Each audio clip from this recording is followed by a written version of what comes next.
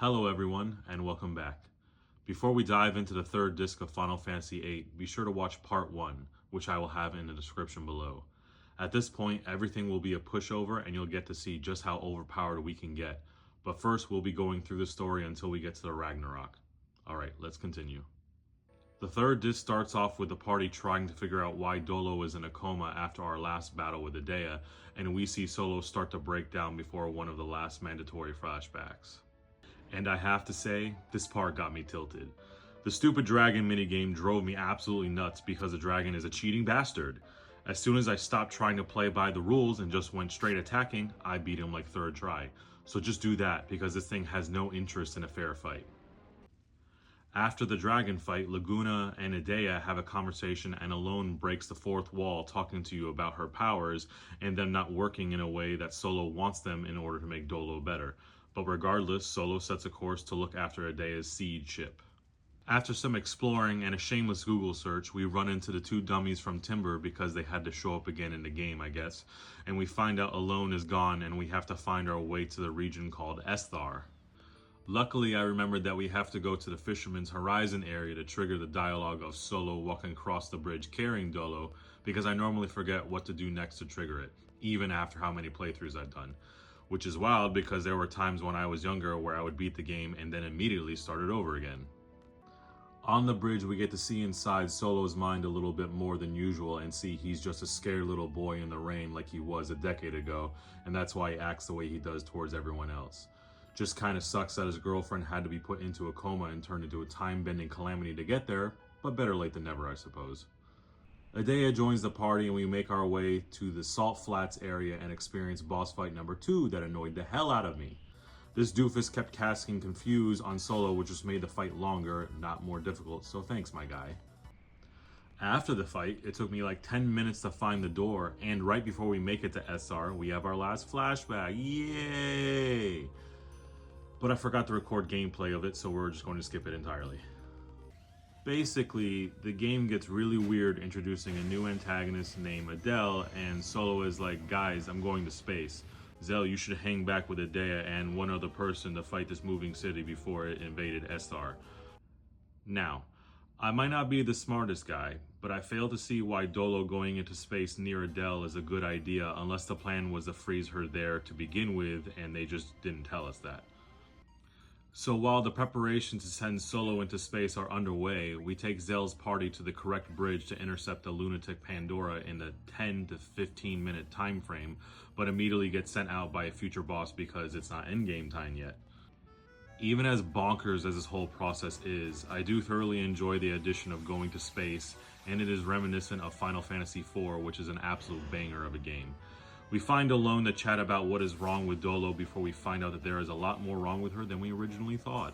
So we try to chase Dolo out of the station after she suits up, and we just barely missed her because we need to screw up this current situation more than we already have. She makes it over to Adele's cryo sleep chamber and unlocks it, causing it to get caught in the lunar cry's trajectory towards the planet. Great job everyone, we're doing great here. So now we need to escape the station because it's about to get caught in the lunar cry and blow up. Solo bullies Alone into trying to see Dolo's past to save her future now that she is floating alone in space, and it works. Before Solo catches up with her, we get our first glimpse of the real antagonist, and her name is Ultimisia.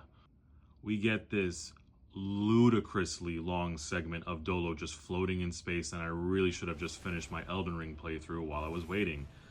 Anyways, Solo catches up to Dolo and we board the Ragnarok. On board, there's these alien dudes that are technically a boss, but they have to be killed in pairs or they'll come back to life. Annoying as a kid, but they're not too bad. After making it to the bridge, Esthar contacts the ship and tells us that they have to apprehend Dolo because she's dangerous, and Solo just goes along with it. Brother, why did we just go to the literal vacuum of space for you to just do this anyways? Immediately he's like, maybe this wasn't such a good idea. You think? This is the person everyone wants in charge, by the way. But before we go rescue her, we have some other things to do because endgame. Firstly, we go to the islands closest to heaven and to hell to draw spells like Ultima, Holy, Meteor, Aura, and Full Life. These are hidden draw points that restock fast and are so much stronger than anything else in the game. We junction full life and ultima to our elemental defense to absorb everything, meteor to our strength, and holy to our HP, making us absolutely cracked. Secondly, we head to the Deep Sea Research Center to fight Bahamut, who is pretty damn easy with all these stats we just got from junctioning these high level spells.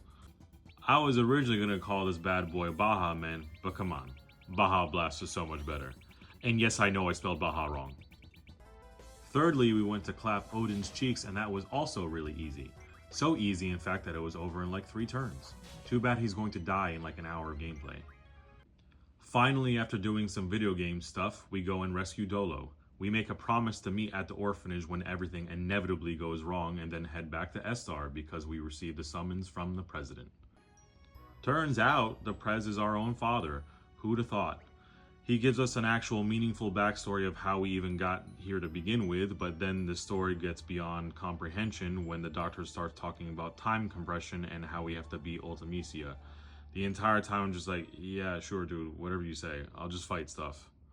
We board the lunatic Pandora and get our final round with Fujin and Raijin, which are easily taken down by the sleep strat from the last time. We trek through the fortress until we reach the boss that threw Zell's party out of the lunatic Pandora earlier. This fight is a big nothing burger and does pretty much nothing else other than a basic attack. The next room over, we get a speech from Fujin, who can magically talk now, that they will no longer support Cypher because he should throw in the towel, and for some reason Gilgamesh kills Odin. Always thought that that was cool, but doesn't really make sense why that happens. Cypher adds in another limit break, but is still stupid and is easy to beat. As one final thorn in our side, Cypher kidnaps Dolo to bring to Adele, and our fight with her begins shortly after. Very simple fight, but Adele will draw health from Dolo, so you may need to top her health off as the fight progresses to be safe. But with our elemental defense, she never hits us for more than 1,000 damage a turn, other than when she casts Meteor. With Adele dead AF, everything gets weird as hell and we start transporting into Ultimecia's domain.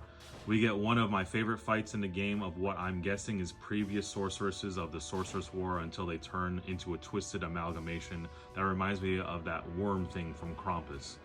Everything is regularly casting high level magic at this point, but we have the HP to support it, so that's not a problem.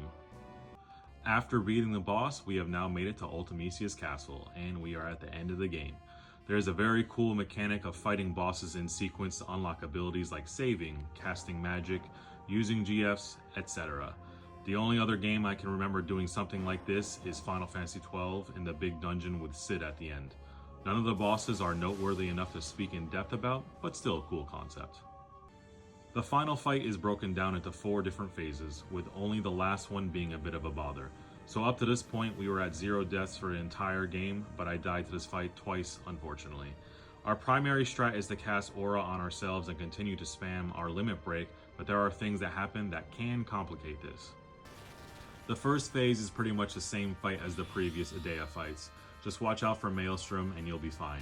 The only thing is now she randomizes your party, which can be freaking annoying when you're only using one character. The second phase is pretty much just a regular GF fight, but he can draw magic from you and cast it. So if you have anything on that you wouldn't want to deal with, it's probably best to get rid of it. On the first try, this phase caused me some headaches for later because he stole and cast Stop on me, which lasts a little bit, and then he casted Bio on Solo, which never runs out apparently. We also have no time to cure that status ailment by the third phase because it will be a progression of attacking and healing HP, so that got us. Third phase, Ultimecia junctions herself to the GF, and it's a bit more of the same, except now she can banish your magic, which becomes problematic for those spells that are junctioned to your stats. At least the song is fire though. Last phase is your traditional final boss that makes no sense, but Nobuo really cooked on the soundtrack. So the first try got me here because she banished my meteor that was junctioned to my strength early on, and for the next half hour, I proceeded to rotate the same 3 turns of getting attacked, healing, casting aura, and then use limit break until I eventually got unlucky and died from poison. On the second try, the second phase casted Doom on me and I literally died the turn before I would have beat her. But the last try went perfect and we pulled out with the win. And that's gonna do it for this challenge run of beating this game with just one character. It was a good time, and now it's time to move on to other runs that I'm working on. If you have a recommendation, leave a comment and I will try it if it's in my wheelhouse. Take care, and thanks for watching.